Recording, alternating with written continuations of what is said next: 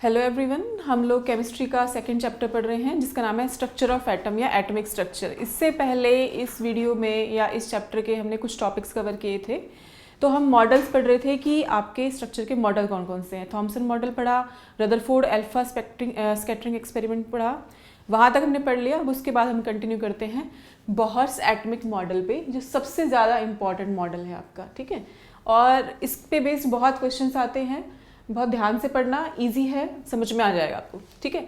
Bohr's atomic model, तो अब से पहले जो मॉडल्स कहे थे इतना तो हमको पता था कि इन सभी मॉडल्स में बताया है भाई इलेक्ट्रॉन है, प्रोटॉन है, न्यूट्रॉन है, उनका अरेंजमेंट कैसे है, ठीक है। रदरफोर्ड ने बताया कि भाई इलेक्ट्रॉन न्यूक्लियस बीच में है, इलेक्ट्रॉन्स रिवॉल्व कर रहे हैं, बट बाकी उसने कोई इन्फॉर्मेशन नहीं दी, ठीक है। अब इस मॉडल में हम पढ़ते हैं, तो जो बोहर्स एटॉमिक मॉडल है उसके मेन पोस्टुलेट्स क्या हैं, मेन पॉइंट्स क्या हैं, ठीक है। तो फर्स्ट पॉइंट तो इसका सेम ही है जैसे पहले था कि आपका हर एटम के अंदर सेंटर में क्या होगा, न्यूक्लियस होगा,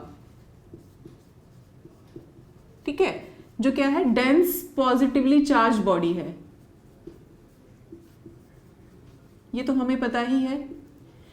डेंस पॉजिटिवली चार्ज बॉडी कैसे है कि भाई न्यूक्लियस के अंदर क्या होते हैं, आपके प्रोटॉन्स हैं जिन पे पॉजिटिव चार्ज है और न्यूट्रॉन्स है, ठीक है। डेंस पॉजिटिव चार्ज बॉडी है जिसके अराउंड इलेक्ट्रॉन्स आपके रिवॉल्व करेंगे। एटम क्या है, it contains nucleus at the centre which is a positively charge body, dense positive charge body, जिसके अराउंड इलेक्ट्रॉन्स आपके रिवॉल्व करेंगे ऑर्बिट्स के अंदर, ठीक है। अब सेकंड है, इसने कहा कि इलेक्ट्रॉन्स आपके रिवॉल्व करेंगे ऑर्बिट्स में, ठीक है। इलेक्ट्रॉन्स आपके क्या रिवॉल्व करेंगे, ऑर्बिट्स के अंदर इलेक्ट्रॉन रिवॉल्व करेंगे। लेकिन ऐसा नहीं है, बहुत सारे आपके पास ऑर्बिट्स हैं, इसमें से किसी भी ऑर्बिट में इलेक्ट्रॉन रिवॉल्व कर सकते हैं। इसकी कंडीशन थी, इसने कहा कि इलेक्ट्रॉन्स उन्हीं ऑर्बिट्स में रिवॉल्व करेंगे जिनका एंगुलर मोमेंटम किसके बराबर हो, NH/2π के बराबर हो, या इंटीग्रल मल्टीपल ऑफ H/2π। ध्यान से सुनो मैं क्या कह रही हूं। इतने सारे ऑर्बिट्स हैं, ये जो आपका सर्कुलर पाथ है इन्हें ऑर्बिट्स कहा गया है, ठीक है। इलेक्ट्रॉन इन ऑर्बिट्स में रिवॉल्व करते हैं, बट किसी भी ऐसा नहीं कोई भी आर्बिट्री ऑर्बिट होगा उसके अंदर इलेक्ट्रॉन्स रिवॉल्व करेंगे। कंडीशन क्या है, उस ऑर्बिट के अंदर जो उस इलेक्ट्रॉन का जो एंगुलर मोमेंटम है यानी कि MVR, this should be the integral multiple of H/2π। MVR is equals to H/2π का इंटीग्रल मल्टीपल यानी कि n, तो MVR is equals to NH/2π। जिस ऑर्बिट के लिए कंडीशन सेटिस्फाई है उसी ऑर्बिट में इलेक्ट्रॉन्स आपके रिवॉल्व कर सकते हैं, ठीक है। अब n क्या होगा, ये आपका कभी भी पॉइंट्स में वैल्यू नहीं आएगी, होल नंबर होगा। n1 हो सकता है, n2 हो सकता है, 3, 4, कुछ भी पॉसिबल है, ठीक है। एग्जाम्पल लेके समझते हैं। आपके पास एंगुलर मोमेंटम की कुछ वैल्यूज दे रखी हैं, जैसे कि 2H/2π। क्या इस ऑर्बिट के अंदर इलेक्ट्रॉन रिवॉल्व करेगा, हाँ। n इक्वल्स टू क्या इस केस में 2, तो this is the integral multiple of H/2π। तो ये क्या है, वैलिड ऑर्बिट है आपके पास, ठीक है। अगला हम और ऑर्बिटल देखते हैं, ऑर्बिट देखते हैं 8H/π। क्या इस ऑर्बिट के अंदर इलेक्ट्रॉन रिवॉल्व करेगा जिसके एंगुलर मोमेंटम की वैल्यू कितनी मिली हमें, 8H/π। सोच के बताइए बच्चों। देखिए 8H/π, इसे हम और कैसे लिख सकते हैं, हमें H/2π चाहिए तो हम इंटू 2 कर सकते हैं दोनों साइड, तो ये हमें क्या मिलेगा, 16H/2π लिख सकते हैं। इंटीग्रल मल्टीपल ऑफ H/2π हुआ, तो ये 8H/π वैल्यू भी क्या है, हमारे लिए वैलिड है। H/π ये वैल्यू वैलिड है। देखिए अगर हम n की वैल्यू 2 लेंगे तो हम क्या लिखेंगे इसे, 2H/2π इस इक्वेशन में, तो 2 से 2 कैंसिल, तो H/π ये भी वैलिड है। ये वैलिड है 3/4 H/π। इसे कैलकुलेट करके देखिए आप लोग, 3/4 H/π को, देखिए 3/4 h/π, हमें क्या चाहिए, h/2π चाहिए। उसके बाद जो वैल्यू आएगी उसे हम देखेंगे। तो h/2π कब होगा, जब हम क्या लिखेंगे इसे 3/2 h/2π, यानी कि 1.5 h/2π। ये तो पॉसिबल नहीं है। हमने क्या कहा था, होल नंबर चाहिए, पॉइंट्स में नीचे होने चाहिए वैल्यूज, ठीक है। तो ये क्या था, सेकंड पोस्टुलेट था बोहर एटॉमिक मॉडल का। फर्स्ट पोस्टुलेट क्या कहता है, इजी है, सिंपल न्यूक्लियस है, उसके अंदर इलेक्ट्रॉन ऑर्बिट्स के अंदर रिवॉल्व कर रहे हैं, बट उन्हीं ऑर्बिट्स में रिवॉल्व करेंगे जिनके लिए एंगुलर मोमेंटम की वैल्यू h/2π के इंटीग्रल मल्टीपल हो, ठीक है। तो हमने डिफरेंट वैल्यूज लेके देखी कौन सी पॉसिबल है कौन सी नहीं।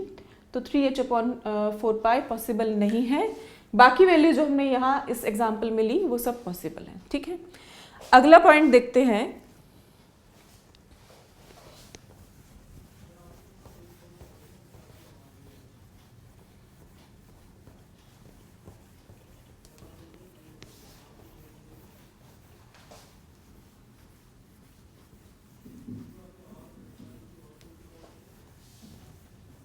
थर्ड पॉइंट, बच्चों ये एक अकेला ऐसा मॉडल था जो अब तक हमने पढ़े हैं उन मॉडल्स में जिसने क्वांटाइजेशन की बात की। तो लास्ट टाइम पे हमने पढ़ा था क्वांटाइजेशन होता क्या है, ठीक है। क्वांटाइजेशन मतलब कुछ एक डिस्क्रीट वैल्यू, कुछ एक पर्टिकुलर वैल्यू हो, कोई एब्रप्ट वैल्यूज ना हो। इस मॉडल के थर्ड पोस्टुलेट क्या कहता है, नेक्स्ट पोस्टुलेट, कि आपकी जो इलेक्ट्रॉन के जो ऑर्बिट्स हैं जिनमें इलेक्ट्रॉन रिवॉल्व कर रहे हैं, उन ऑर्बिट्स की जो एनर्जी होगी, या इलेक्ट्रॉन किसी ऑर्बिट में है उस इलेक्ट्रॉन की जो एनर्जी होगी वो कंटिन्यूसली चेंज नहीं करेगी, ठीक है, ग्रेजुअली चेंज नहीं करेगी, उसकी कुछ फिक्स वैल्यूज होंगी। तो इलेक्ट्रॉन की जो एनर्जी है, किन इलेक्ट्रॉन्स की जो ऑर्बिट्स के अंदर रिवॉल्व कर रहे हैं, उनकी एनर्जी एक फिक्स डिस्क्रीट वैल्यूज होंगी उसकी, ऐसा नहीं है कि ग्रेजुअली चेंज होंगी, ठीक है। तो इसने किसका कॉन्सेप्ट दिया, क्वांटाइजेशन का कॉन्सेप्ट दिया। देखो एक आप समझ लो पहले ये मॉडल कह रहा है, बीच में हमारा न्यूक्लियस है, ठीक है, उसके अराउंड क्या है, हमारे ऑर्बिट्स हैं, और इन्हीं ऑर्बिट्स के अंदर क्या कर रहे हैं, इलेक्ट्रॉन्स रिवॉल्व कर रहे हैं। अब ये जो ऑर्बिट्स हैं इसे इन्हें नाम दिया KLMN, ऐसे दे सकते हैं, या 1 2 3 4 ऐसे भी दे सकते हैं हम लोग इन्हें नाम। तो मैं इन ऑर्बिट्स को n से डिनोट करूं, तो जो फर्स्ट ऑर्बिट है उसके लिए n क्या है 1, सेकंड आपका है n क्या है 2, तो n क्या है 3, n = 4 फॉर फोर्थ ऑर्बिट, ठीक है। अब इन ऑर्बिट्स में आपके इलेक्ट्रॉन्स हैं, सपोज इस इलेक्ट्रॉन की कोई एनर्जी होगी, उस एनर्जी को भी हम कैलकुलेट करेंगे, बट उसने ये कहा कि एनर्जी की वैल्यू जो इलेक्ट्रॉन ये ऑर्बिट चेंज करने पे ग्रेजुअली चेंज नहीं होगी, कंटिन्यूसली चेंज नहीं होगी, वो क्वांटाइज्ड वैल्यू होगी, ठीक है। अब देखो आप इसे समझो कि क्वांटाइज्ड की वैल्यू क्या है। देखो जब हमने फर्दर कैलकुलेशन की और जब हमारे पास फाइनल वैल्यूज आई हमारे पास, तो एनर्जी की वैल्यू आई हमारे पास -13.6 Z² इलेक्ट्रॉन वोल्ट पर एटम। बच्चों मैं बीच की कैलकुलेशन वो स्किप कर रही हूं क्योंकि वो आपके लिए इंपॉर्टेंट नहीं है, आपके लिए इंपॉर्टेंट है फाइनल जो रिलेशन आया है वो। ये इलेक्ट्रॉन वोल्ट पर एटम के लिए है। बच्चों एक बात और ध्यान से सुनो कि ये जो मॉडल है बोहर्स एटॉमिक मॉडल, ये हाइड्रोजन लाइक स्पीशीज के लिए है। किसके लिए है? Hydrogen like species. Hydrogen like species क्या होंगी? उन स्पीशीज के लिए जिनमें कितना इलेक्ट्रॉन हो, 1 इलेक्ट्रॉन के लिए ये सारा मॉडल एप्लीकेबल है। तो एक तो सिंपल हमारे पास हाइड्रोजन है ही, और हाइड्रोजन लाइक स्पीशीज क्या है? He+, हीलियम प्लस, क्योंकि इसके अंदर कितना इलेक्ट्रॉन है? 1 इलेक्ट्रॉन। एक पॉजिटिव चार्ज का मतलब क्या है कि इसका एक इलेक्ट्रॉन निकल गया है। और किसके लिए एप्लीकेबल है? लिथियम +2, ठीक है। लिथियम n क्या होता है इसका? Z क्या होता है? 3 होता है। 3 में से 2 इलेक्ट्रॉन्स आपने रिलीज किए तो इलेक्ट्रॉन कितना बचा आपके पास? 1। तो ये सब क्या है, हाइड्रोजन लाइक स्पीशीज हैं, ठीक है, जिनमें जो यानी कि 1 इलेक्ट्रॉन स्पीशीज के लिए एप्लीकेबल है। तो ये जनरलाइज्ड फॉर्मूला है कि आपके पास कोई हाइड्रोजन लाइक स्पीशीज है तो उसमें इलेक्ट्रॉन की एनर्जी किसी पर्टिकुलर ऑर्बिट में निकालने का फॉर्मूला आपके पास ये है 13.6 Z²/m², ठीक है। ये तो था आपका इलेक्ट्रॉन वोल्ट में। अगर मैं आपको जूल की फॉर्म में निकालना हो तो आप एनर्जी कैसे निकालेंगे, -1.28 इंटू 10⁻18 जूल पर एटम, ठीक है। और this is also equal to 1312 kilo joule per mole. समझ में आया? इनकी यूनिट्स देखिए आप, और इनकी जो टर्मिनोलॉजी मैंने यूज की है उसे देखिए। ये पर मोल के लिए है, ठीक है, ये पर एटम के लिए है दोनों, लेकिन इलेक्ट्रॉन वोल्ट में है, ये जूल में है, ये किलो जूल में है। समझ में आया? सॉरी 2.18 है ये बच्चों, 2.18 × 10⁻18 जूल पर एटम। कई बार बच्चों लिखते टाइम थोड़ी मिस्टेक हो जाती है, तो उसको आप क्या कर सकते हैं, ये हम भी ह्यूमन बीइंग है, ठीक है, लिखते टाइम एक दो अगर मिस्टेक हो जाती है तो इसे इग्नोर कीजिए। तो इलेक्ट्रॉन वोल्ट पर atom, joule per atom, kilo joule में है पर मोल के लिए। तो अगर आपसे क्वेश्चन में किसी भी यूनिट में पूछा जाए तो आप उन्हें कैलकुलेट कर सकते हो। यहाँ तक क्लियर है? अब देखो एक नेक्स्ट हम जो समझ रहे हैं, एनर्जी हमारे पास आ गई है इलेक्ट्रॉन की किसी ऑर्बिट के अंदर। अब ये देखो, ये ऑर्बिट है आपके पास फर्स्ट ऑर्बिट, ये है सेकंड, थर्ड, फोर्थ। अब इन इलेक्ट्रॉन का कुछ रेडियस होगा, ठीक है, इन ऑर्बिट्स का कुछ रेडियस होगा, यानी कि फर्स्ट ऑर्बिट का कुछ रेडियस है, सेकंड का, देन थर्ड का। तो उस रेडियस को कैलकुलेट करने के लिए भी एक फॉर्मूला है। देखिए कैसे करेंगे, इसे नोट डाउन कर लेना, बहुत इंपॉर्टेंट है ये।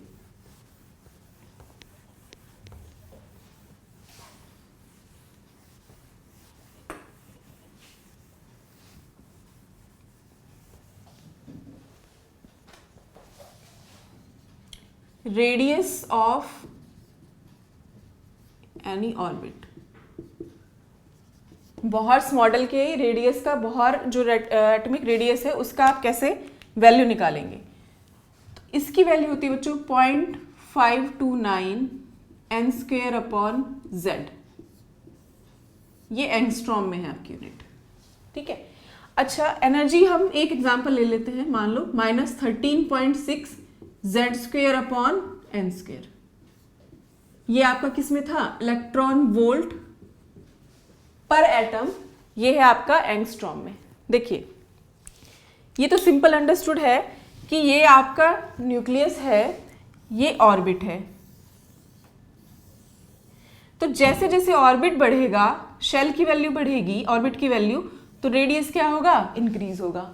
तो याद करने की टेक्निक क्या है कि रेडियस में एन की जो वैल्यू होती है वो ऊपर आती है, लेकिन एनर्जी क्या हो जाएगी, वो n² नीचे चला जाएगा, ठीक है। अब बच्चों यहां क्वेश्चन आया है कि एनर्जी को मैंने नेगेटिव में क्यों लिखा है। एनर्जी जो है उसे नेगेटिव वैल्यू क्यों दी गई है किसी इलेक्ट्रॉन की। तो इसकी एक्सप्लेनेशन बच्चों कैसे है, मान लो आपके पास कोई फ्री इलेक्ट्रॉन पड़ा है, डिस्क्रीट इलेक्ट्रॉन पड़ा है, जो कि न्यूक्लियस से क्या है, बहुत दूर है, इनफाइनाइट डिस्टेंस पे है। तो उसकी एनर्जी हमने मान ली 0 है, ठीक है। अब देखो न्यूक्लियस क्या है आपका, पॉजिटिवली चार्ज स्पीशीज है, पॉजिटिवली चार्ज है। इलेक्ट्रॉन, फ्री इलेक्ट्रॉन है, उसकी एनर्जी 0 है। जब आप इस इलेक्ट्रॉन को न्यूक्लियस के पास लेके जाओगे, ठीक है, न्यूक्लियस के पास लेके जाने के इलेक्ट्रॉन नेगेटिव, न्यूक्लियस पॉजिटिव, दोनों के बीच में क्या होगा, फोर्स ऑफ अट्रैक्शन होगा। और फोर्स ऑफ अट्रैक्शन यानी कि न्यूक्लियस के इलेक्ट्रॉन की क्या होगी, स्टेबिलिटी बढ़ेगी। स्टेबिलिटी बढ़ेगी तो क्या होगी, एनर्जी रिलीज होगी। हमने पहले क्या मानी थी, 0 फ्री इलेक्ट्रॉन की। इस फ्री इलेक्ट्रॉन को आप इस न्यूक्लियस के पास लेते जा रहे हो, ठीक है, एनर्जी क्या होगी, डिक्रीज होगी, और वैल्यू किस में आ जाएगी, आपकी नेगेटिव में आ जाएगी। इसीलिए हमने इलेक्ट्रॉन की जो एनर्जी है उसकी वैल्यू को नेगेटिवली दिखाया है, ठीक है। क्या बताया, फ्री इलेक्ट्रॉन की 0 हो जाएगी। जब ये इलेक्ट्रॉन अप्रोच करेगा टुवर्ड्स न्यूक्लियस, तो इलेक्ट्रॉन क्या होगा आपका, स्टेबलाइज्ड होगा। क्यों? इलेक्ट्रॉन और पॉजिटिव के बीच में क्या होगा, अट्रैक्शन होता है, फोर्स ऑफ अट्रैक्शन। तो आपकी एनर्जी क्या होगी, इलेक्ट्रॉन की एनर्जी डिक्रीज होगी। इनफाइनाइट डिस्टेंस पे हमने 0 मानी है, तो डिक्रीज होके क्या वैल्यू आ जाएगी आपके पास, नेगेटिव वैल्यू आ जाएगी। ठीक है, यहां तक क्लियर है। रेडियस निकालने का फॉर्मूला क्या है, 0.529 n²/z। किसी भी ऑर्बिट का आप रेडियस निकाल सकते हो। अभी बहुत सारे क्वेश्चंस प्रैक्टिस करने वाले हैं, 2-3 पॉइंट्स और हैं, उन्हें समझ लो पहले बच्चों। इसके बाद एक जनरल टर्म आप समझ लीजिए,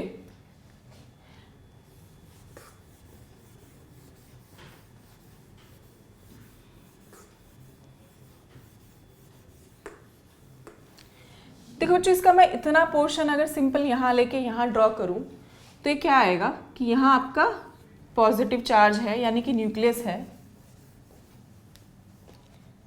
ये आपका न्यूक्लियस है।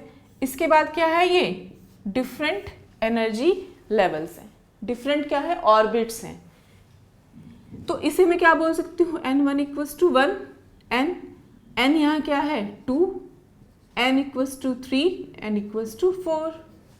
इतना क्लियर है। अब इस पॉजिटिव को बनाने की जरूरत नहीं है। अब ध्यान से देखिए, इन दोनों को ले लेते हैं,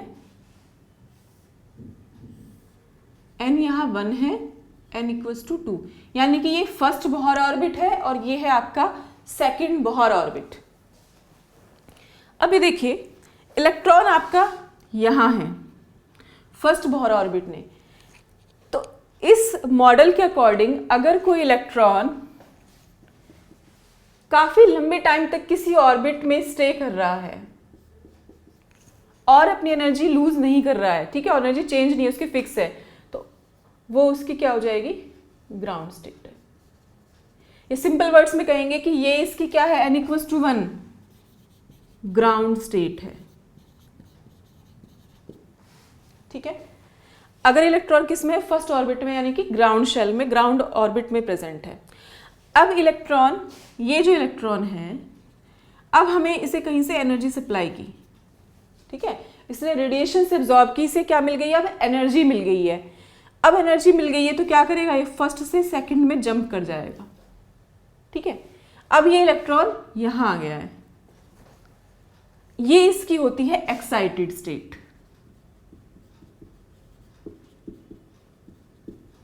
ठीक है, अब ये जो एक्साइटेड स्टेट में इलेक्ट्रॉन है, ये ज्यादा देर तक स्टेबल नहीं रहेगा, क्या होता है, लेस स्टेबल होता है और वापस नीचे आ जाता है अपनी ग्राउंड स्टेट में।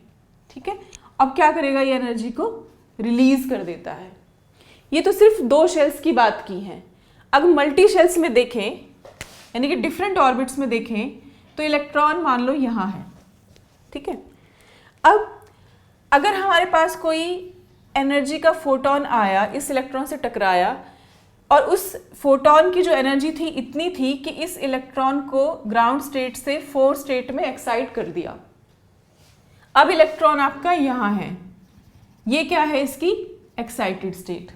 ठीक है, ये वापस कहाँ आएगा, ग्राउंड स्टेट में आएगा, क्योंकि एक्साइटेड स्टेट में तो क्या होता है, इलेक्ट्रॉन, उसकी स्टेबिलिटी नहीं होती एक्साइटेड स्टेट की, जल्दी से लूज करके वापस ग्राउंड स्टेट में आ जाता है। अब इस ग्राउंड स्टेट में ये या तो सीधा आ सकता है या मल्टी स्टेप्स में आ सकता है, कि भाई पहले 4 से गया 3 में, फिर कुछ एनर्जी निकाली, फिर 3 से गया 2 में, फिर कुछ एनर्जी रिलीज की, देन 2 से फिर क्या आया 1 में, फिर कुछ एनर्जी रिलीज की। ठीक है, तो या तो 1 स्टेप में भी आ सकता है ये, या फिर मल्टी स्टेप में भी इलेक्ट्रॉन अपनी एनर्जी रिलीज कर सकता है। तो इस पॉइंट को बताने का यहाँ क्या मतलब है, आपको ग्राउंड स्टेट पता होनी चाहिए। ग्राउंड स्टेट क्या आपकी, जो फर्स्ट वाली है, यानी कि जब इलेक्ट्रॉन आपके क्या है, स्टेबल है। अब देखो बच्चों, सिंपल ही बात है, आप लोग जो हम लोग क्या होता है, अगर हमें कोई कुछ पैसे दे देता है, ठीक है, किसी बच्चे को 10 रुपीज़ दे दिए, छोटे बच्चे को, आजकल तो 10 रुपीज़ से कुछ होगा नहीं, मान लो उसे 500 या 100 रुपीज़ दे दिए बहुत छोटे बच्चे को, तो एक्साइट हो जाएगा, खुश हो जाएगा। ठीक है, फटाफट जाएगा मार्केट और क्या करेगा, उन पैसों को खर्च कर देगा। लेकिन एक्साइटेड से ज़्यादा देर तक तो रहेगी नहीं, क्योंकि वो पैसे क्या करेगा, खर्च करेगा और वापस से कहाँ जाएगा, घर आ जाएगा। तो इस इलेक्ट्रॉन ने क्या की, एनर्जी को एब्जॉर्ब किया, रेडिएशन इस पर फॉल हुई, तो तो खुश हो गया, भाग के कहाँ गया, एक्साइटेड स्टेट में। बट एक्साइटेड स्टेट क्या है, ज़्यादा देर तक तो स्टेबल रहेगी नहीं, तो वापस कहाँ आ जाएगा, अपनी ग्राउंड स्टेट में आ जाएगा इस एनर्जी को रिलीज करके। तो कॉन्सेप्ट यहाँ क्या है कि ग्राउंड स्टेट क्या है, एक्साइटेड स्टेट क्या है। तो ये अगर इस इलेक्ट्रॉन यहाँ है सपोज n=1 में, तो ये इसकी ग्राउंड स्टेट है, और n=2 क्या है, इसकी फर्स्ट एक्साइटेड स्टेट।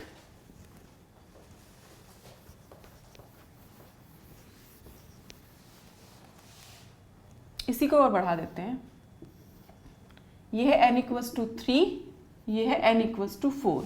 इलेक्ट्रॉन पहले इसी में प्रेजेंट था, ठीक है, तो ये इस इलेक्ट्रॉन की क्या हो गई है, ग्राउंड स्टेट हो गई है।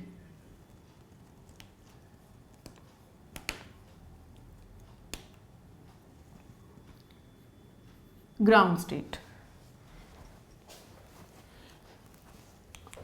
और ये वाली क्या है इसकी, फर्स्ट एक्साइटेड स्टेट।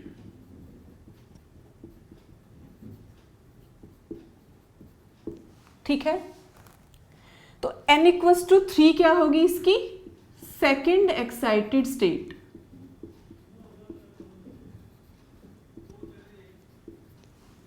और n=4 क्या होगी,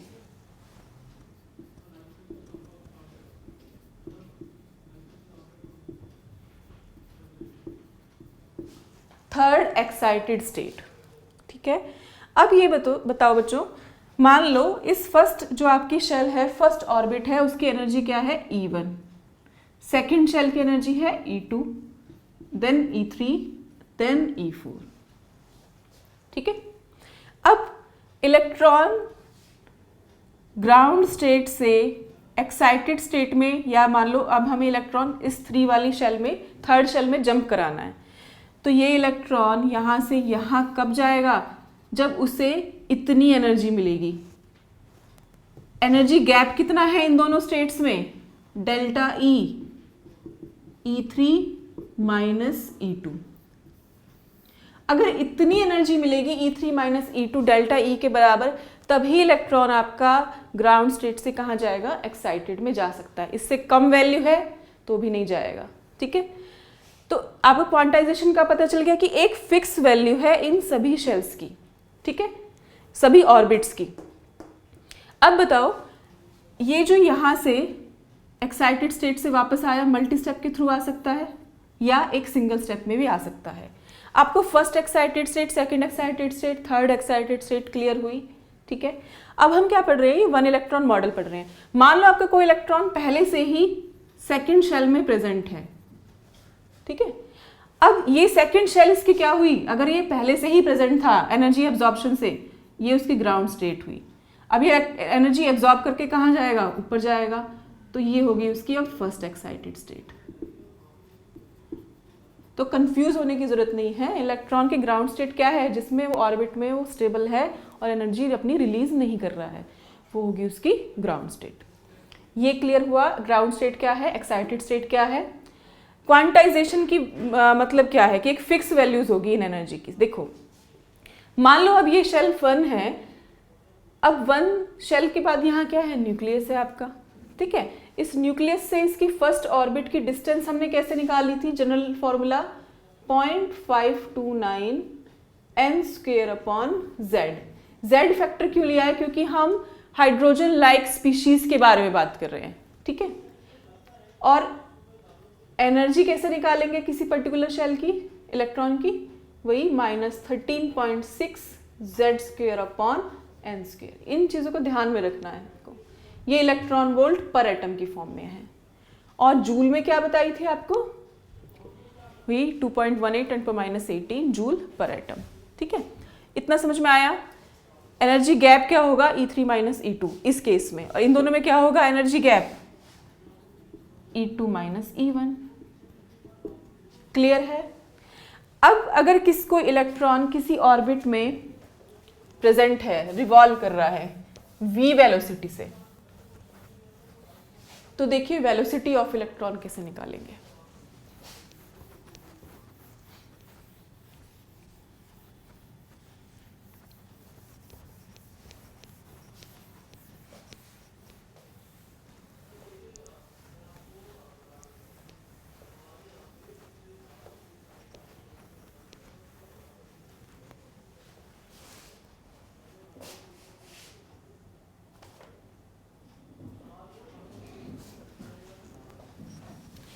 वेलोसिटी ऑफ इलेक्ट्रॉन, वो हम जो निकालते हैं 2.188 into 10⁸ into Z by N से, ये होगा आपका सेंटीमीटर पर सेकेंड।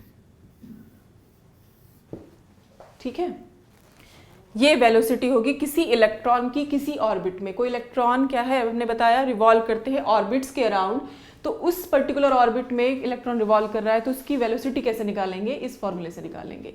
ये सेंटीमीटर पर सेकेंड है, मीटर पर सेकेंड में भी आप इसे कन्वर्ट कर सकते हैं, वो हो जाएगा मीटर पर सेकेंड। ठीक है, यहां तक क्लियर हुआ।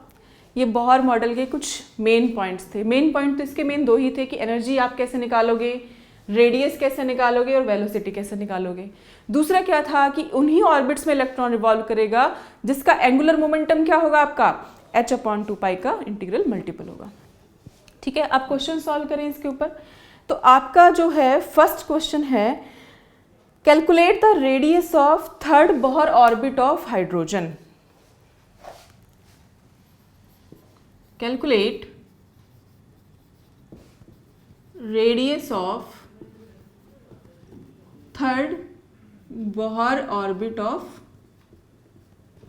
हाइड्रोजन। ठीक है, तो आप सॉल्व कैसे करेंगे इसे। रेडियस निकालने का फॉर्मूला भी बताया था, कैसे निकालते हैं, 0.529 n² से।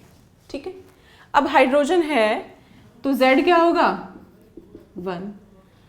थर्ड बोहर ऑर्बिट यानी कि n क्या दिया आपके पास, 3, तो आप इसे निकाल सकते हो 0.529 3² यानी कि 0.529 इंटू 9, ये आपका एंगस्ट्रॉम में आंसर आ जाएगा।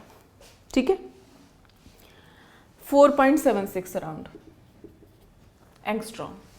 इजी है। अब नेक्स्ट क्वेश्चन सॉल्व करते हैं।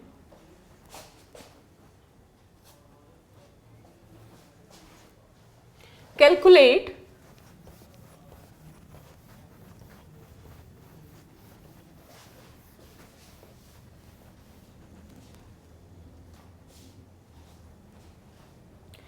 आपके पास नेक्स्ट क्वेश्चन दे रखा है, calculate the ratio of,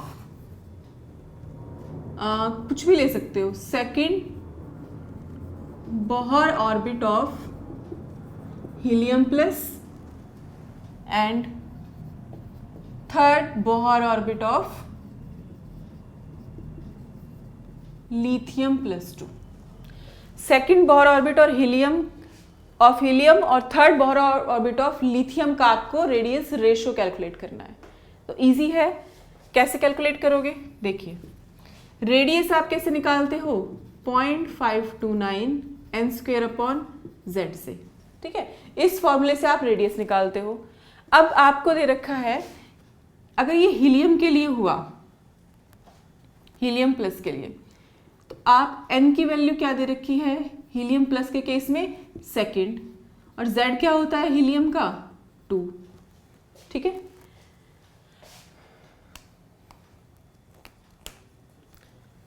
in case of lithium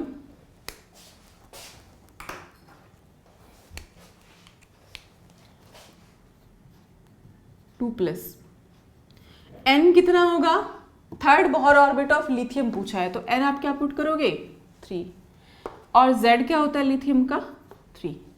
ठीक है, इनका रेशो निकालिए। देखिए r helium upon r lithium,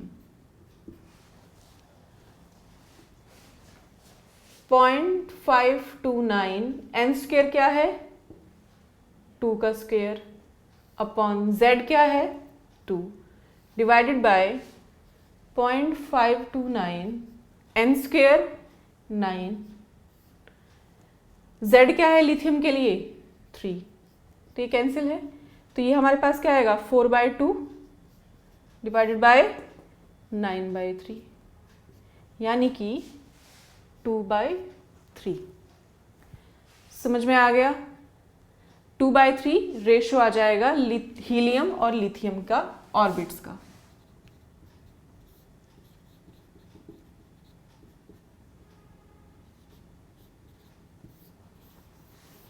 clear हुआ?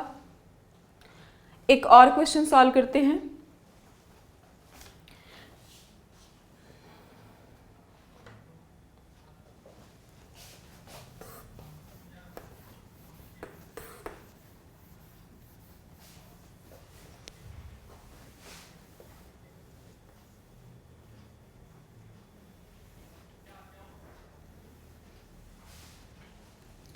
नेक्स्ट क्वेश्चन है कैलकुलेट द डिस्टेंस बिटवीन, मिटा देते हैं, calculate the distance between third orbit of helium plus and it's second orbit. देखिए हीलियम प्लस है यानी कि वन इलेक्ट्रॉन स्पीशीज है, हम बोहर मॉडल को अप्लाई कर सकते हैं। ये है आपका न्यूक्लियस, ठीक है। ये उसके अराउंड क्या है, आपके पास ऑर्बिट्स हैं। First orbit, second, third, fourth. इसका रेडियस मान लो r1 है, सेकंड के केस में r2, r3, r4। क्वेश्चन में पूछा है थर्ड ऑर्बिट और सेकंड ऑर्बिट के बीच में कितनी डिस्टेंस है, यानी कि ये डिस्टेंस आपने पूछी है इस क्वेश्चन में, ठीक है। तो अगर हम क्या करें, इस पूरे रेडियस में से यानी कि r3 में से अगर r2 माइनस कर देंगे तो बचेगा हमारे पास क्या, distance between r2 and r3। तो ये क्वेश्चन सॉल्व करते हैं। डिस्टेंस बिटवीन r2 और r3 कैसे निकालोगे, r3 माइनस r2, ठीक है। अब देखिए नॉर्मल आप डिस्टेंस कैसे निकालते हो, रेडियस कैसे निकालते हो, 0.529 n स्क्वायर अपॉन z से। z इस केस में क्या होगा, 2, क्योंकि हीलियम प्लस है, हीलियम प्लस है क्वेश्चन में। n एक बार क्या है, 3 के लिए 3 और 2। तो देखो क्या करोगे आप, r3 माइनस r2 यानी कि 0.529 इंटू n स्क्वेयर यानी कि 3 का स्क्वेयर 9 अपॉन z यानी कि 2 माइनस 0.529 इंटू सेकेंड ऑर्बिट के लिए क्या करेंगे, 2 का स्क्वेयर यानी कि 4/2। तो मैं क्या कर सकती हूँ, 0.529/2 को कॉमन ले लो, 9 माइनस 4, तो 0.529 अपॉन 2 इंटू 5। तो आपके पास यहाँ से distance between second and third Bohr orbit आपको मिल जाएगी। ये कैलकुलेट करना, और इसकी वैल्यू आपके पास आएगी अराउंड 1.332, ठीक है। इजी है, समझ में आया आपको बच्चे। कॉन्सेप्ट अगर क्लियर होंगे तो आपको कुछ रटने की ज़रूरत नहीं है कि अरे इसमें तो डिस्टेंस पूछ लिया, इसमें तो रेशो पूछ लिया। आप कॉन्सेप्ट अप्लाई करो, सारे आंसर्स आपके निकल जाएंगे यहाँ से, ठीक है। अच्छा, एक सिंपल इसी में पूछ लेते, calculate the energy of third Bohr orbit of helium plus. तो एनर्जी कैसे निकालते हैं हम, -13.6 z square upon n square. ये इलेक्ट्रॉन वोल्ट में निकालते हैं, तो निकाल लेते हैं। -13.6, z कितना है हीलियम प्लस के लिए 2, और थर्ड ऑर्बिट है तो 9। ये आपके पास वैल्यू आ जाती है इलेक्ट्रॉन वोल्ट पर एटम में, ठीक है। अगर वो कहता कि भाई energy of third Bohr orbit of helium plus निकालो इन जूल पर एटम, तो आप कौन सा फॉर्मूला लगाते, 2.18 माइनस जरूर लगाना 10⁻18 z square upon n square. तो याद कैसे करोगे, यहाँ 18 है, यहाँ पावर में भी 18 आएगा माइनस से, ठीक है। ये आपकी आ जाएगी जूल पर एटम। तो -2.18 इंटू 10⁻18 z स्क्वेयर यानी कि 4, थर्ड ऑर्बिट है तो 9। ये आप सॉल्व करोगे तो आपको यहाँ से आपका आंसर मिल जाएगा। यहाँ तक क्लियर है? एक और क्वेश्चन सॉल्व करते हैं।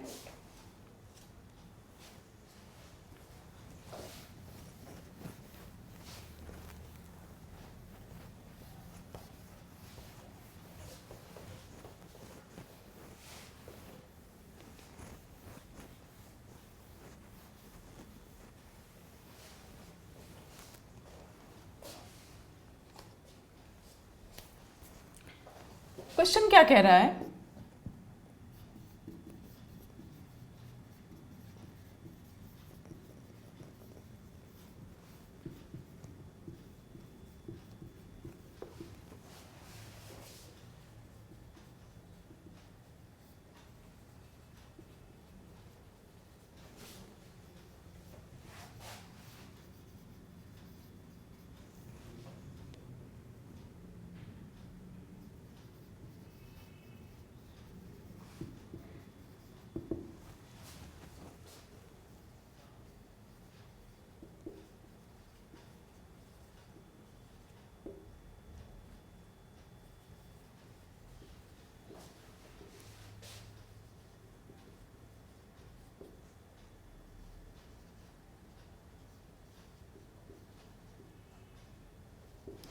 एक क्वेश्चन कह रहा है कि आपके पास एक हाइड्रोजन एटम है, ठीक है। उस हाइड्रोजन एटम में एक इलेक्ट्रॉन होगा, ऑब्वियसली ग्राउंड स्टेट में है, और उस एटम ने क्या किया, एक फोटोन को एब्जॉर्ब कर लिया, ठीक है। अभी अभी आपको बताया था एब्जॉर्ब करके क्या जाएगा, एक्साइटेड स्टेट, ये सब जाएगा, ठीक है। कितनी एनर्जी का फोटोन था? 12.09 इलेक्ट्रॉन वोल्ट एनर्जी के फोटोन को एब्जॉर्ब कर लिया, ठीक है। अब आपको पता है कि जो एनर्जी होती है ग्राउंड स्टेट में वो क्या होगी, -13.6। ग्राउंड स्टेट याद में ना रहे तो ये तो पता है Z²/n² होता है। हाइड्रोजन के लिए Z1 है, ग्राउंड स्टेट है तो N1 है, क्योंकि 1 इलेक्ट्रॉन ही है। तो एनर्जी ग्राउंड स्टेट में ये आपका सॉल्यूशन है, कितनी होती है, -13.6 इलेक्ट्रॉन वोल्ट पर एटम। अब उसने क्या किया, एक फोटोन को एब्जॉर्ब किया, कितनी एनर्जी थी, 12.09। तो जब इसे एब्जॉर्ब किया तो इसकी फाइनल एनर्जी कितनी होगी, ये इनिशियल थी 13.6 ने 12.09 को एब्जॉर्ब कर लिया, तो ये आपके पास आ गया। अब इसकी फाइनल एनर्जी होगी इतनी,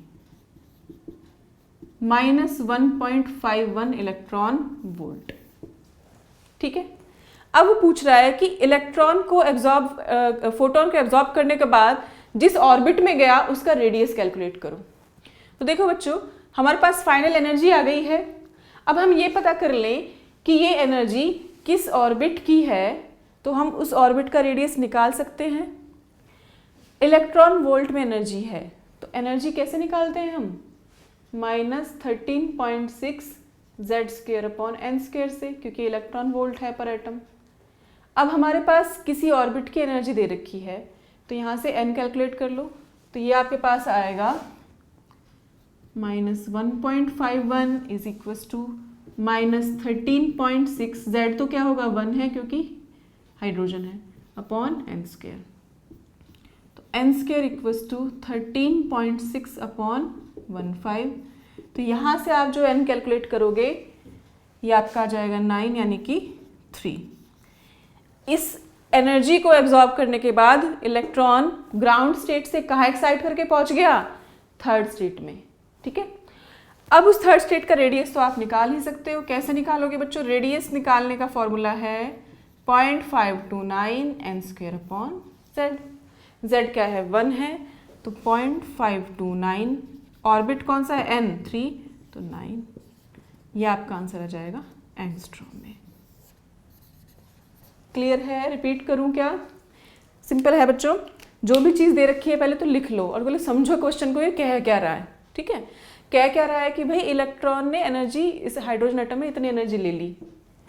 अब आपको पता था, अभी बताया था कि एनर्जी को एब्जॉर्ब करके लोअर से कहाँ जाएगा, अपर स्टेट्स में जाएगा। पहले ग्राउंड स्टेट में था, हाइड्रोजन की ग्राउंड स्टेट यानी कि किस में, 1 में है, वो एक्साइट करके जहाँ पहुँचा है वो बताना है हमें।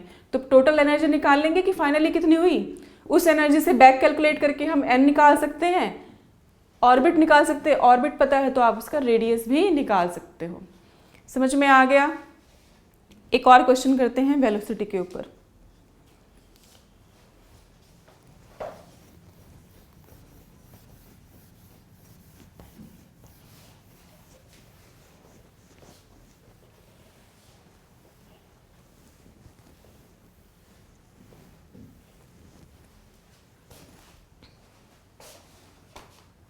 क्वेश्चन है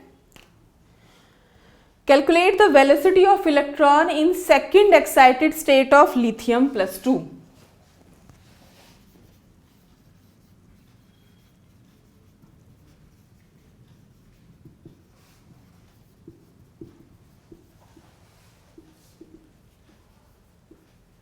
इनडायरेक्ट क्वेश्चन दे दिया। एक बार आप बच्चों खुद से ट्राई करके देखो, इसे नहीं सॉल्व होगा तो मैं सॉल्व कराती हूँ। 1-2 मिनट का टाइम ले लीजिए जल्दी जल्दी। लिथियम प्लस 2 की सेकंड एक्साइटेड स्टेट। कंफ्यूज मत हो जाना इनसे, सेकंड ऑर्बिट नहीं बोल रहा है, सेकंड एक्साइटेड स्टेट बोल रहा है। देखो अभी भी पढ़ाया 1 2 3 4, कुछ मेंशन नहीं है तो n=1 यानी कि ये इसकी ग्राउंड स्टेट है। जंप करके इसमें जाएगा तो ये क्या है, फर्स्ट एक्साइटेड स्टेट। ये क्या होगी इसकी सेकंड एक्साइटेड स्टेट। ये क्या होगी थर्ड एक्साइटेड स्टेट। इसने पूछा है इलेक्ट्रॉन की वेलोसिटी बताओ इसकी सेकंड एक्साइटेड स्टेट में, यानी कि इस एक्साइटेड स्टेट में। सेकंड एक्साइटेड स्टेट में क्या होगा, n=3। z क्या है लिथियम के लिए 3। वेलोसिटी निकालते कैसे हैं हम, 2.188 इंटू 10⁸ z/n से, सेंटीमीटर पर सेकेंड। तो सिंपल है 2.188 इंटू 10⁸, z है 3, n भी 3, तो इतना कैंसिल हो जाएगा तो आंसर आएगा 2.188 सेंटीमीटर पर सेकेंड, और 6 आएगा तो मीटर पर सेकेंड। ये सब पॉइंट्स क्लियर हुए। आगे एक बहुत इंपॉर्टेंट पॉइंट पढ़ाने जा रही हूँ जिसपे बेस्ड न्यूमेरिकल्स बहुत आते हैं आपके, इसी का कंटिन्यूस पोर्शन है, वो कंटिन्यू पार्ट है। तो आगे हम कंटिन्यूएशन में क्या पढ़ेंगे, एनर्जी पढ़ रहे हैं। देखो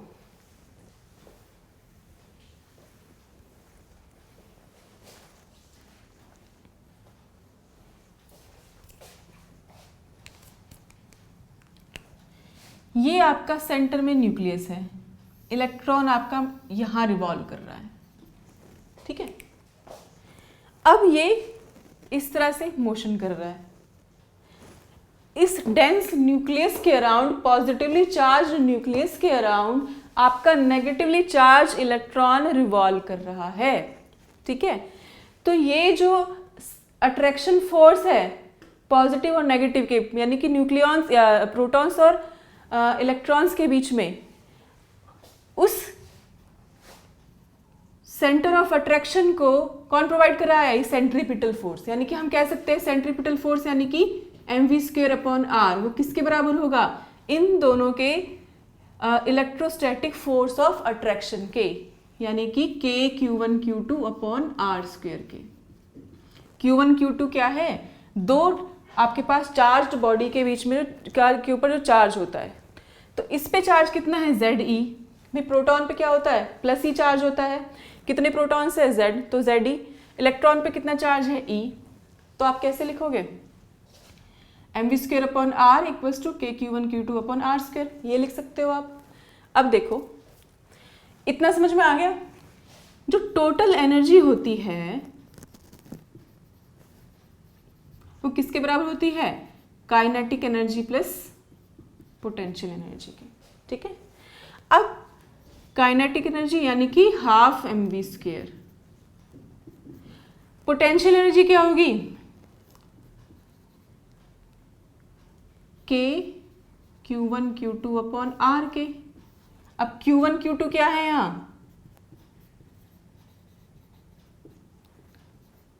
Ze²/r के आपकी पोटेंशियल एनर्जी हो जाएगी। Z q1 है, Ze चार्ज ऑन न्यूक्लियस, और q2 क्या है, चार्ज ऑन इलेक्ट्रॉन, तो k Ze²/r हो गया।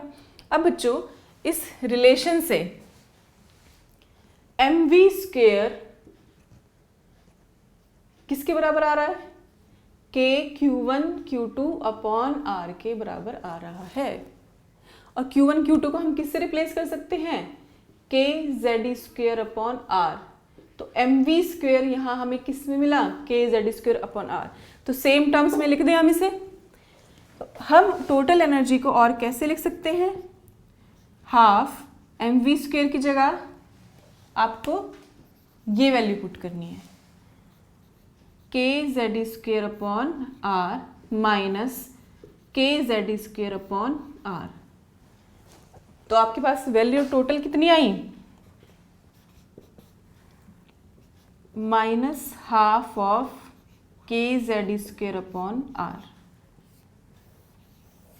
रिपीट कर रही हूँ, कैसे समझाया है बच्चों। इलेक्ट्रॉन रिवॉल्व कर रहा है पॉजिटिवली चार्ज न्यूक्लियस के, ठीक है। तो जो इसमें सेंटर ऑफ अट्रैक्शन फोर्स है, फोर्स ऑफ अट्रैक्शन है, इलेक्ट्रोस्टैटिक फोर्स ऑफ अट्रैक्शन, वो किससे प्रोवाइड करा रहा है, सेंट्रीपिटल फोर्स। यानी कि centripetal force mv² upon are बराबर किसके होगा, force of attraction, electrostatic force of attraction which is kq1q2 upon R square, ठीक है।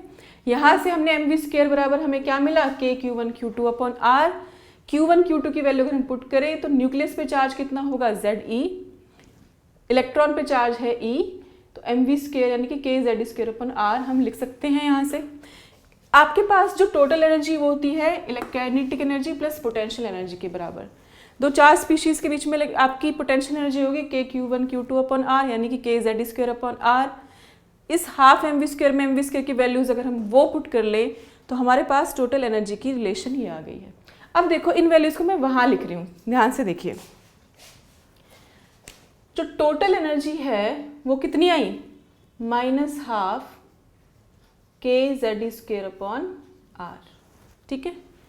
काइनेटिक एनर्जी कितनी आई, हाफ kz² अपॉन आर। और पोटेंशियल एनर्जी किसके बराबर है, kz² अपॉन आर माइनस के। Potential energy in a hydrogen atom is -3.02 electron volt. Question में गिवन है आपके पास पोटेंशियल एनर्जी किसकी दे रखी, हाइड्रोजन की, -3.02 इलेक्ट्रॉन वोल्ट। क्या कैलकुलेट करो, पूछ क्या लिया उसने, टोटल एनर्जी पूछ ली, इस एनर्जी के कॉरेस्पॉन्डिंग जो ऑर्बिट है वो पूछ लिया, उस ऑर्बिट का रेडियस पूछ लिया, ठीक है। तो हमें तो लेकिन पता है, क्या पता है हमें, पोटेंशियल एनर्जी और एनर्जी के बीच में रिलेशन पता है, अभी अभी निकाला है। तो यहाँ से हम टोटल एनर्जी निकाल सकते हैं। तो एनर्जी क्या हो जाएगा, पोटेंशियल एनर्जी डिवाइडेड बाय 2 यानी कि 3.02 बाय 2 माइनस 1.51 इलेक्ट्रॉन वोल्ट। अब हमारे पास क्या आ गई, एनर्जी आ गई। एनर्जी आती तो हम सब कुछ भी निकाल सकते हैं। हाइड्रोजन दे रखा है, ये किसी पर्टिकुलर इलेक्ट्रॉन की, हाइड्रोजन एटम की एनर्जी है किसी पर्टिकुलर ऑर्बिट में। तो ऑर्बिट कौन सा है, एनर्जी देखो कैसे निकालेंगे, इलेक्ट्रॉन वोल्ट है ना, तो कौन सा फॉर्मूला यूज करेंगे, -13.6 z² अपॉन n²। z1 है तो इसे हटा देते हैं, इसकी वैल्यू कितनी है, -1.51। तो n² क्या आ जाएगा, 13.6। आई थिंक अभी ऐसा ही क्वेश्चन सॉल्व किया हमने, 1.51 यानी कि 9, तो n आ जाएगा 3। अब 3 आपके पास ऑर्बिट आ गया, उस ऑर्बिट का रेडियस आप निकाल सकते हो कैसे, 0.529 n² यानी कि 9, इतना एंगस्ट्रॉम। अगर इस इलेक्ट्रॉन की वेलोसिटी भी पूछी होती तो कैसे निकाल लेते, 2.188 इंटू 10⁸ इंटू z/n। z1 है, n क्या है, 3 सेंटीमीटर पर सेकेंड। इजी है ना, क्वेश्चन सॉल्व हो गया हमारा। एक और एग्जांपल ले लेते हैं बच्चों। एक दो चीजें और हैं, देखो उन्हें मैं आपको बता रही हूँ।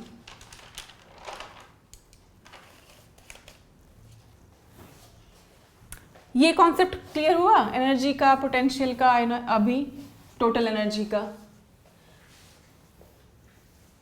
एक होता है आयनाइजेशन एनर्जी। आयनाइजेशन एनर्जी आप सबने पढ़ रखा है, आपको पता क्या होती है, सिंपल। अब तक क्या पढ़ते थे, आयनाइजेशन एनर्जी क्या है, energy required to remove an electron from the outermost shell, ये तो पढ़ते थे आप लोग। अब इस केस में कैसे पढ़ोगे, आयनाइजेशन एनर्जी यानी कि कोई एटम है आपके पास, उसमें से आप इलेक्ट्रॉन को निकाल के ले गए हो, ठीक है, वो क्या है, आपकी आयनाइजेशन एनर्जी है। तो हम बोलेंगे हाइड्रोजन लाइक स्पीशीज के लिए है कि जो आयनाइजेशन एनर्जी है, हम इलेक्ट्रॉन को कहाँ ले गए, इन्फिनिटी पे ले गए हैं, मतलब उससे न्यूक्लियस से दूर ले गए हैं। तो E इन्फिनिटी माइनस E1 ये बोल सकते हैं ना। इलेक्ट्रॉन हमने निकाला, न्यूक्लियस से काफ़ी इनफाइनाइट डिस्टेंस पे ले गए हैं, तो इस डिस्टेंस पे एनर्जी इसकी क्या होगी इलेक्ट्रॉन की, E इनफाइनाइट माइनस कहाँ से निकाला है, फर्स्ट शेल से, तो E इनफाइनाइट माइनस E1 क्या हो जाएगी आपकी आयनाइजेशन एनर्जी हो जाएगी।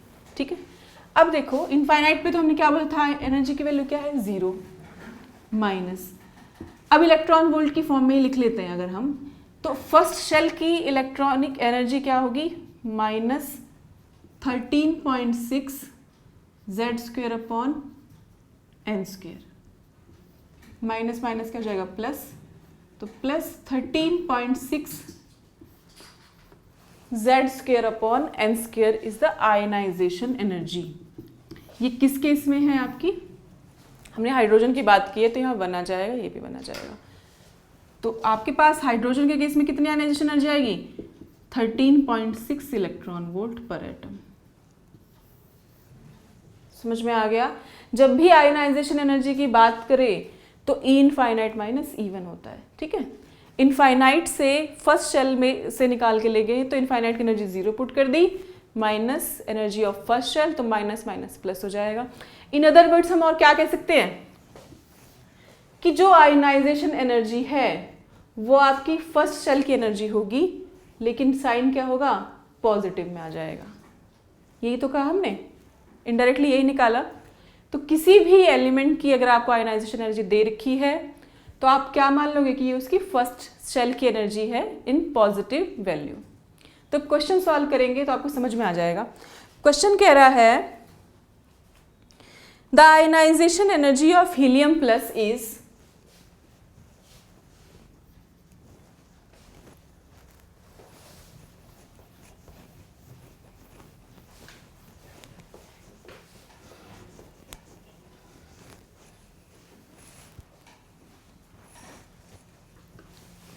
the ionization energy of helium plus is कितनी देर की है 1.96 into 10 raise to the power minus 18 joule per atom. ठीक है, अभी कह रहा है calculate energy of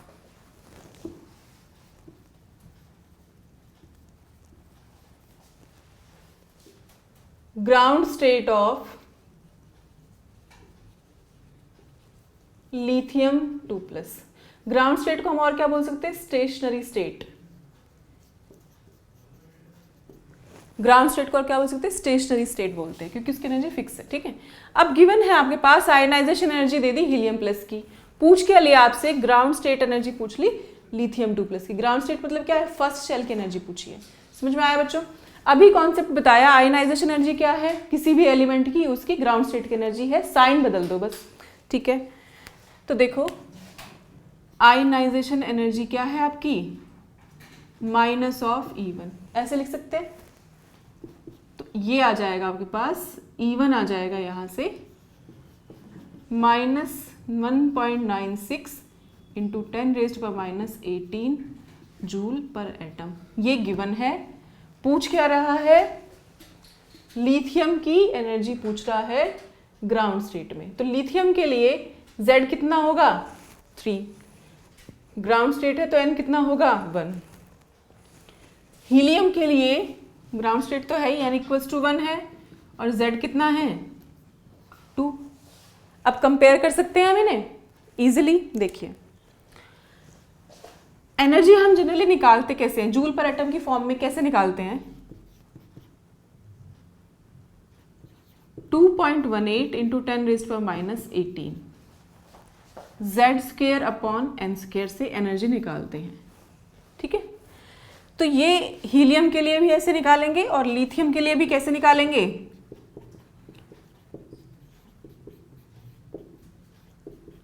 Z² upon n² से। Z की वैल्यू और n की वैल्यू चेंज हो जाएगी। तो मैं इस फैक्टर को मान लूं x मान लूं। अब आप इनकी एनर्जी को कंपेयर कर दो। कैसे करोगे कंपेयर, एनर्जी लिथियम की निकालनी है तो lithium 2+ upon energy of helium plus. Lithium 2+ की एनर्जी को क्या लिख सकते हैं हम लोग? x into Z square. Z कितना है लिथियम के लिए? 3, 9 अपॉन n स्क्वेयर। n कितना लिया है? 1, ओके, अपॉन हीलियम के लिए क्या है?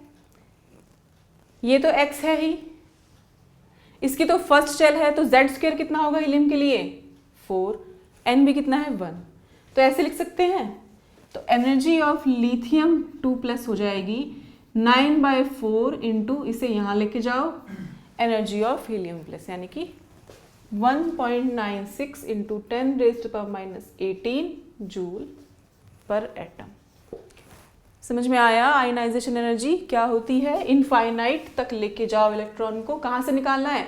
फर्स्ट ऑर्बिट से निकालना है। इन अदर वर्ड्स हम और क्या कहेंगे कि आपकी क्या है, जो ग्राउंड स्टेट की एनर्जी है वही आपकी आयनाइजेशन है, बस उसका साइन चेंज कर दो। ठीक है, अगला क्वेश्चन सॉल्व करें।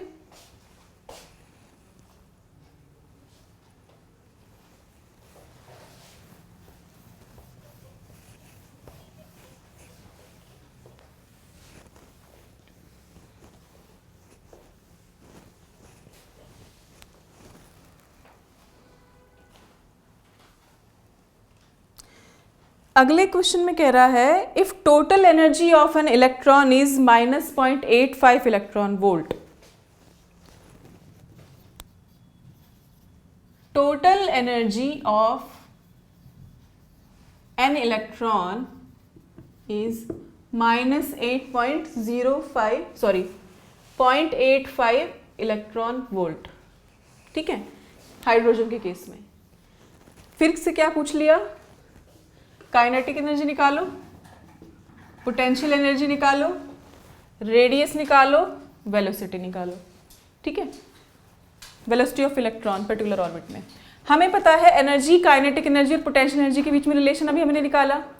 ठीक है, तो जो एनर्जी है वो क्या है? Equals to minus of kinetic energy और 2 into potential energy, sorry potential energy by 2 लिख सकते हैं। तो टोटल एनर्जी गिवन है -0.85 इलेक्ट्रॉन वोल्ट, तो काइनेटिक एनर्जी कितनी हो जाएगी? +0.85 इलेक्ट्रॉन वोल्ट।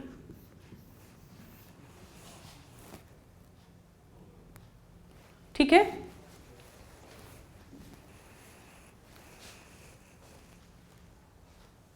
तो पोटेंशियल एनर्जी कितनी हो जाएगी?